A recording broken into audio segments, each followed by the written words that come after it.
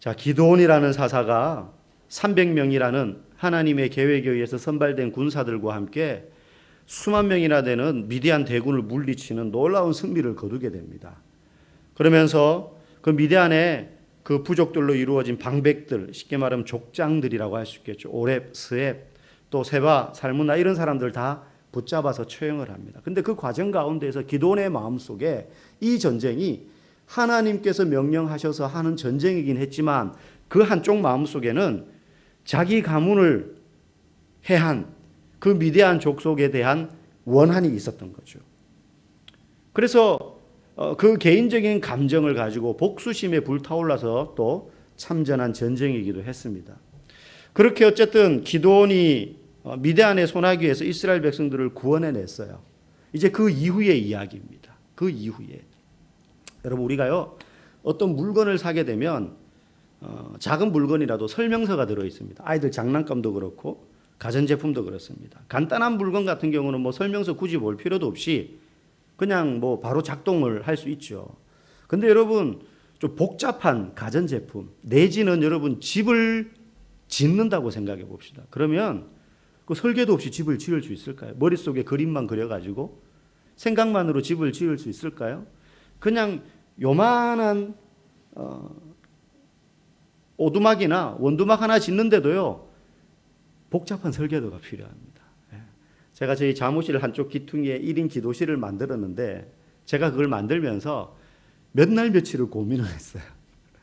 별거 아무것도 아닌데도 높이 재고 길이 재고 폭을 재고 나무 두께는 뭘로 하고 재질은 뭘로 하고 뭐 다 하고 난 다음에 문폭은 어느 정도 해야 되고 그러려면 경첩은 어떻게 다 저거 하나 하는데도요 몇 날 며칠 고민을 해가지고 이 비전문가니까 힘들더라고요. 근데 집을 지을 때는 그거보다 수백 배 복잡한 설계도를 그리게 됩니다. 눈대중으로 지을 수 없는 거예요. 그러면 여러분, 사람의 인생을 우리가 보통 집에다가 비유하는데 인생이라는 집을 지어 나갈 때 여러분 설계도 없이 그 인생이 건강하고 바른 인생이 될 수 있을까요? 그렇지 않습니다. 설계도가 훌륭해야 그 설계도대로 훌륭한 집을 지을 수 있는 것처럼 우리의 인생의 설계도도 아주 중요합니다. 보통은 예수를 믿는 자나 믿지 않는 자나 인생의 설계도를 대부분 어디서 시작하느냐 하면 교육기관에서 시작합니다. 유치원이나 학교에 들어가면 처음 이제 밑그림을 그려보기 시작해요. 그래서 뭐 꿈도 묻고 장래 희망도 생각해보고 그러면서 상상도 해보고 그걸 이루어가기 위해서 그 설계도를 이제 하나하나씩 완성해 가기 위해서 학교에서 여러 가지 교과목들을 배우지 않습니까? 근데 사실은 그 설계도에서 수많은 지점이 되는 부분을 이루는 교과목들이 있지만 우리는 대부분 국어, 영어, 수학이라는 그 설계도의 그 교과목을 대단히 중요하게 여기지 않습니까? 그죠? 근데 사실은 국어, 영어, 수학이 중요하다기보다는 사람이 정말로 품성 고운 사람다운 사람으로 살려면요 국영수가 아니고 도덕, 미술, 체육, 음악 이런 거를 잘해야 돼요. 사실은 사람이 이런 거는 시험 배점이 얼마 안 되니까 사람들이 별로 중요하게 안 여기고 뭐 역사, 도덕, 체육, 미술, 음악 이런 거는 시원찮게 생각하고 국영수만 중요하게 생각하다 보니까 그거 잘해가지고 공부 잘해서 좋은 점수 받아서 좋은 대학 나오면 사람이 머리는 좋아가지고 좋은 직업을 가질지 모르지만 품성은 영 꽝인 사람들이 나오는 거예요. 그래서 똑똑한데 인간 같지 않은 사람들이 사회에 쏟아지게 만들다 보니까 세상이 엉망진창이 되어가는 게 아닌가 싶습니다.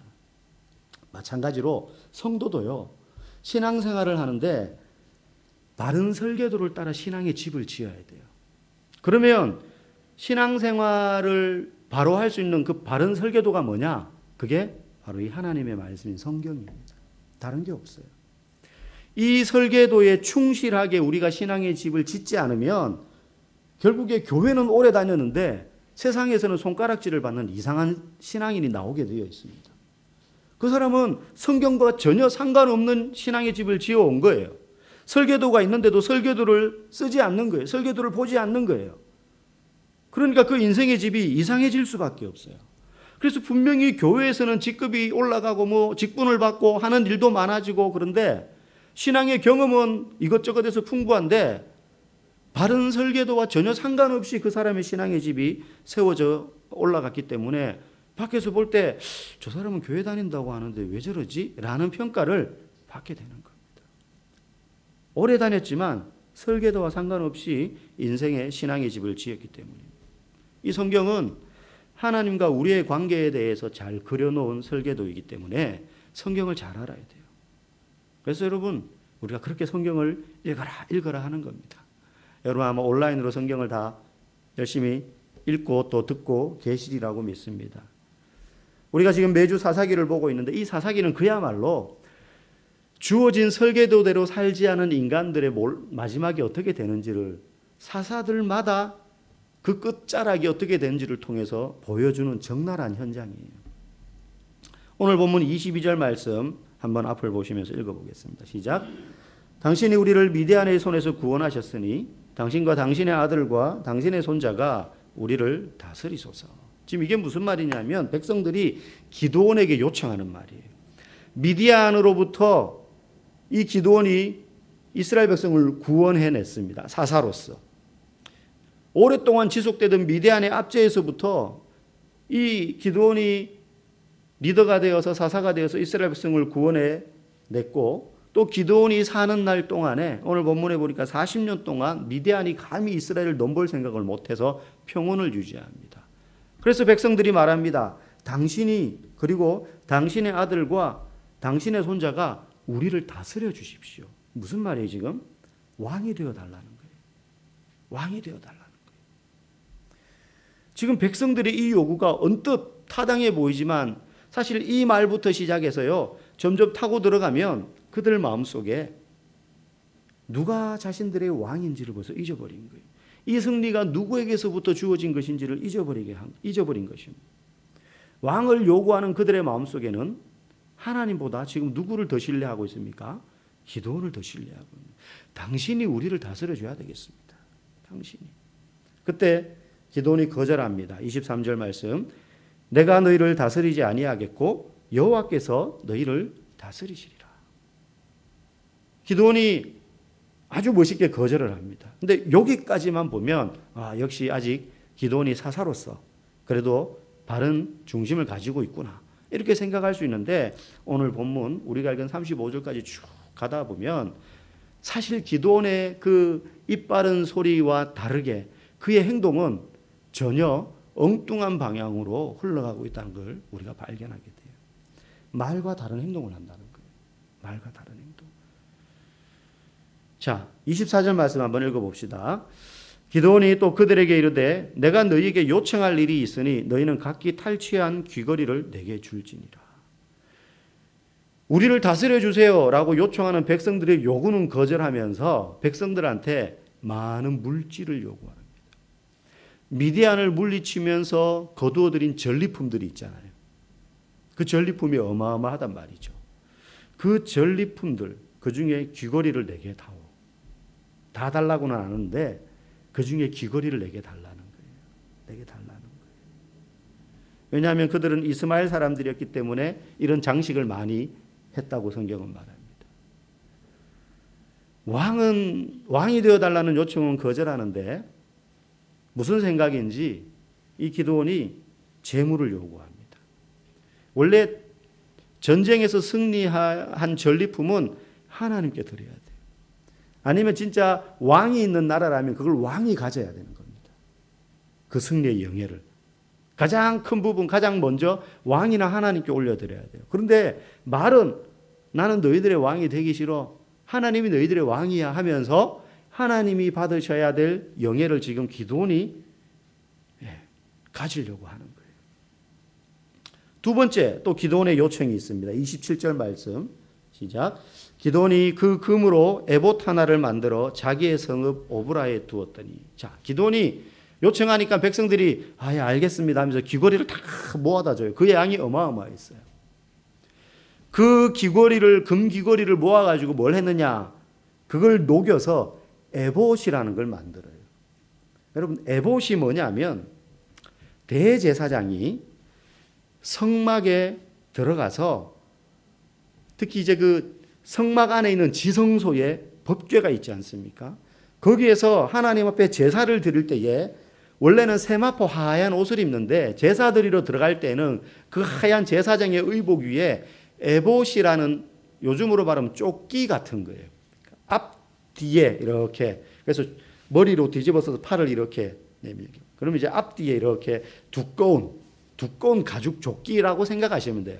이제 그걸 에봇이라고 하거든요. 그리고 그 에봇 안에 우림과 둠밈이라는 두 도구를 넣고 이걸로 하나님의 뜻을 묻는 판결하는 도구로 사용했단 말이죠. 그때 그걸 넣는 장소가 에봇입니다. 대제사장만 입는 거예요. 그런데 지금 기드온이 그 백성들에게 요구해서 받은 금부치를 녹여가지고 에봇을 만든 거예요. 기드온은 제사장이 아닙니다. 레위 지파도 아니에요. 그런데도 기드온이 지금 에봇을 만든 거예요. 이거 자체가 지금 말이 안 되는 거예요. 자기가 무슨 역할을 하겠다는 거예요? 제사장과 같은 역할을 하겠다. 더군다나 성막은요, 그 당시에 실로라는 장소에 고정되어 있었어요. 광야가 아니라 지금은 가나안 지역에 정착하고 있지 않습니까? 그래서 실로에다가 성막을 두고 있었거든요. 그러니 당연히 에봇을 입은 대제사장은 그 실로에 거할 거 아닙니까? 장막에. 그런데 지금 에봇을 만들어서 자기의 성읍 오브라에 두었다 그래요. 졸지에 에봇이 2개가 된 거예요. 장막 있는 곳에 하나님 앞에 나아갈 때 제사장이 착용해야 될 그곳에 있어야 될 에봇을 따로 또 만들어 가지고 자기가 사는 그 성읍 오브라에 기드온이 딱 갖다 두는 겁니다. 실로는 이스라엘 백성들이 예배드리는 장소예요. 솔로몬이 성전을 짓기 전이니까 이 성막이 예배 초소란 말입니다. 하나님이 임재하시는 현장이었고 온 백성들이 그 실로에 있는 성막을 특별히 구별했단 말이죠. 그런데 에봇을 자기 성읍 오브라에 두었다는 건 여기에 하나님이 계시니까 백성들이요 여기로 와서 판결을 받고 하나님처럼 숭배하고 지도받고 하나님을 찾아라 이런 의도가 들어있는 거예요. 자기가 말로는 내가 제사장 할 거야 이렇게 말은 안 하지만 행동으로는 그렇게 하고 있는 거예요. 나 왕 안 할 거야 하면서 행동으로는 왕처럼 왕이 누려야 될 영예를 지금 기드온이 누리려고 하고 있는 거예요. 여러분 선거철이 되면 꽤 크고 유명한 교회들 앞에 가면 선거운동하는 사람들이 이렇게 전단지 뿌리는 거 한 번씩 보셨죠. 또 어떤 경우는 이제 교회에 들어와서 인사 한번 하게 해 주십시오 하는 경우도 있어요. 제가 이전에 있었던 교회는 이제 그런 걸 못 하게 했는데 그런 분들이 많이 있습니다. 많은 정치인들이 그 시기가 되면 그 돌리는 선거 명함에 무슨 교회 안수집사 이걸 적어요. 막 돌리는 거죠. 정치에 하나님을 이용하는 거죠. 그렇게 하면 표 하나라도 더 받을까 싶어가지고. 반대로 많은 목회자들이 많은 또 신앙인들이 하나님의 이름으로 자신의 부를 축적하기도 합니다. 하나님의 이름으로 자신의 부를 축적하기도 합니다. 오늘 기드온이 그와 같은 일을 지금 하고 있어요. 말로는 그렇게 안 하는데 행동으로 그렇게 노골적으로 하고 있는 거예요. 자, 그 결과 이스라엘에 어떤 영적인 위험이 도래하게 되는가? 27절 말씀 시작. 온 이스라엘이 그것을 음란하게 위함으로 그것이 기드온과 그의 집에 올무가 되니라. 올무란 말은 올가미가 되었다. 그들의 발목을 붙잡는 게 되었다.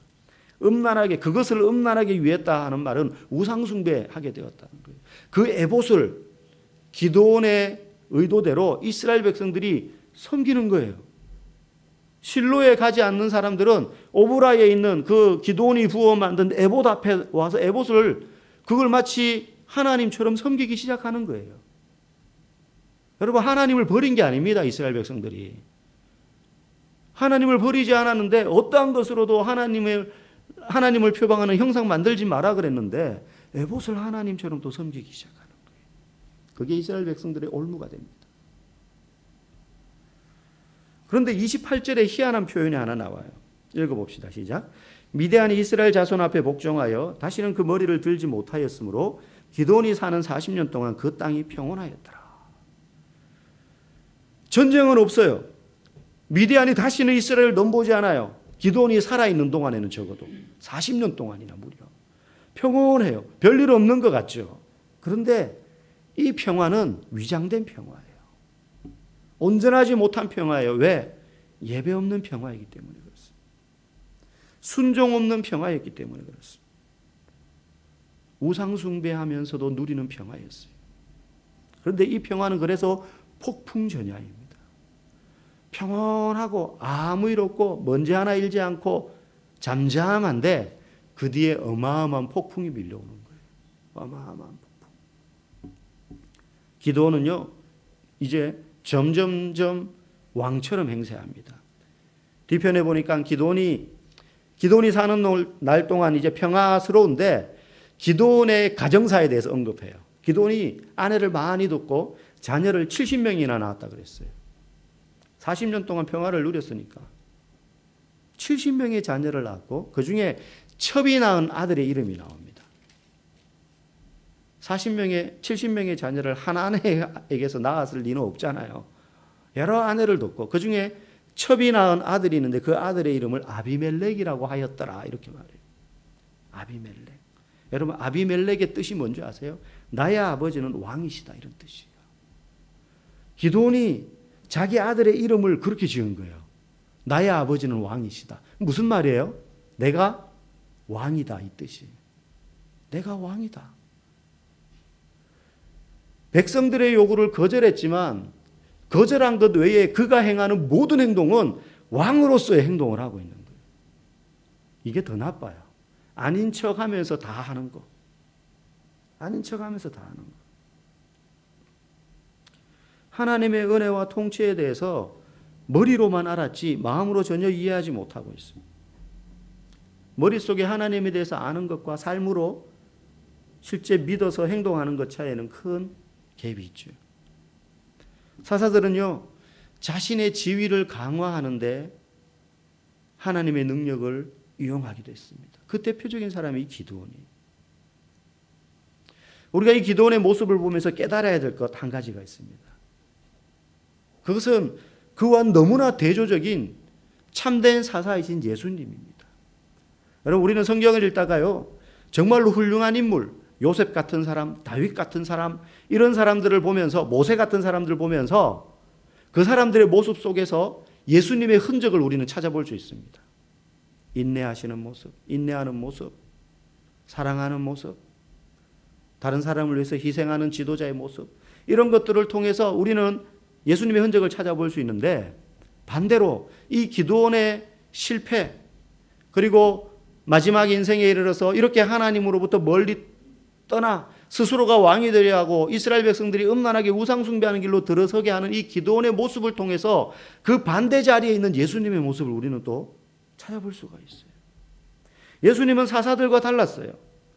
그는 진정한 왕. 사사들은 나 왕 아내 하면서도 왕인 것처럼 행동했어요. 가짜죠. 근데 예수님은 진정한 왕이시면서도 그리고 모든 봉사와 섬김을 받으실 권리가 있으신 분 아니었습니까? 아닌 척 하실 필요가 없는 분이었잖아요. 그런데 기드온과 달리 그 예수님은 또한 진정한 성막이고 이 땅의 진정한 성전이셨던 분입니다. 그러나 예수님은요, 권력으로 나라를 지배하고 사람들을 다스리는 왕이 되려고 하는 유혹을 오히려 거부하셨어요. 예수님을 왕으로 삼으려고 사람들이 추대하려고 호산나 호산나 다윗의 자손으로 오시는 이여 우리를 구원하소서, 그들이 외쳤던 그 구원은 십자가의 구원이 아닙니다. 로마로부터의 구원이었어요. 그런데 예수님은 그걸 거부하셨어요. 오병이의 기적을 행하고 사람들이 예수님을 왕 삼으려 하자 예수님은 거기를 피하셨어요. 왜냐하면 예수님은 섬김을 받으려 오신 것이 아니라 섬기려 하고 자기 목숨을 많은 사람의 대속물로 주기 위해서 오셨기 때문입니다.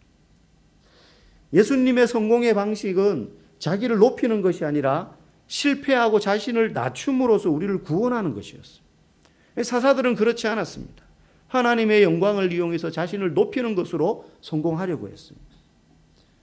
그분은 자신의 지위와 능력을 통해서 존경과 충성을 받으려 하지 않았습니다. 오히려 주어진 그 지위와 권리를 다 버리심으로 우리로 하여금 자발적으로 순종하게 하셨습니다. 기드온이 자신의 이익을 위해서 백성들의 섬김을 받으려고 에봇을 만들었지만 참된 섬김의 대상이신 예수님은 자신의 이익을 위해서가 아니라 우리의 유익을 위해서 자신을 버리심으로 우리에게 예배를 받는 분이 되셨습니다. 결국 기도는 하나님이 아닌 자신이 왕이 되는 길로 나아갑니다. 우리가 다음 주에 살펴보겠지만 그 일로 인하여서 이 선택이요, 그의 아들, 오늘 본문에 언급된 아비멜렉의 폭주로 이어집니다. 피비린내 나는 가족 학살을 이 아비멜렉이 자행을 해요. 결국 이 기드온의 욕심이 이스라엘 민족 전체를 영적인 타락으로 몰아가게 됩니다. 여러분, 그리스도인에게는 그래서 큰 책임이 있습니다. 가정에서 내가 어떻게 예수를 믿느냐?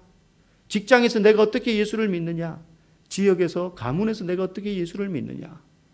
이것이요, 나 개인의 삶뿐만 아니라 우리 교회와 우리의 가정과 또 우리의 가문과 이 지역을 살리느냐 죽이느냐, 그것을 결정할 수도 있는 책임이 저와 여러분들에게 있는 줄 압니다. 우리 모두가 진짜 왕이 누구인지, 참된 왕이 누구이신지, 우리 가정의 진짜 왕이 누구인지, 내 인생의 진짜 왕이 누구인지, 우리 교회와 또 이 땅의 진정한 왕이 누구이신지 그 사실을 잊지 말고 날마다 왕 대신 그 예수 그리스도를 인정하며 살아가는 우리 모두가 되기를 주의 이름으로 축복합니다.